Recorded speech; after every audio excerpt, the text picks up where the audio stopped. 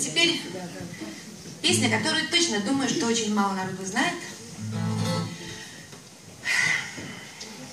Песенка про белого слона.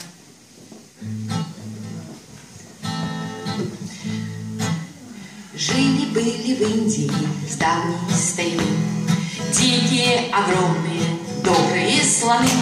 Слоны слонялись в джунглях без маршрута. Один из них был белым почему-то.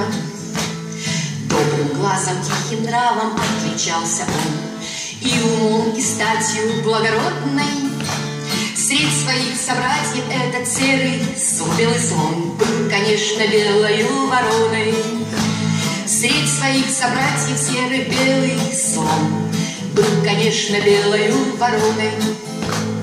И владыка Индии были времена, в ней из уважения подарил слона. Зачем мне слон, сказал, просил им наверца, а он сказал: в слоне большое сердце. Слон мне сделал реверанс, а я ему поклон. Речь моя была не злой и тихой, потому что этот белый слон был к тому же белою слонихой. Потому что этот белый слон был, конечно, белою слонихой. Я прекрасно выглядел, сидя на слоне. Ездил я по Индии, сказочной стране, а где мы только вместе не скитались и в тесноте отлично уживались. А когда мы шли петь под чей-нибудь балкон, да мы так и прыгали из спален, потому что этот белый слон был необычайно музыкален.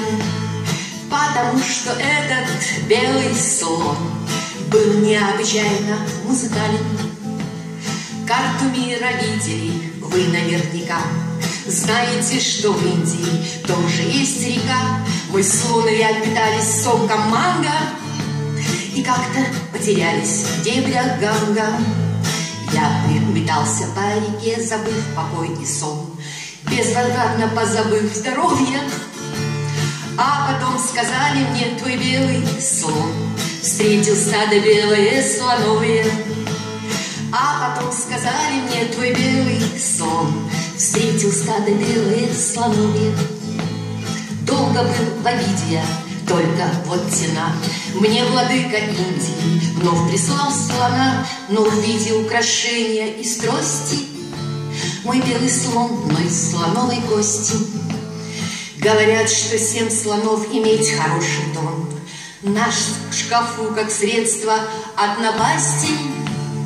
Пусть гуляет в Индии мой белый слон, пусть он больше не приносит счастья.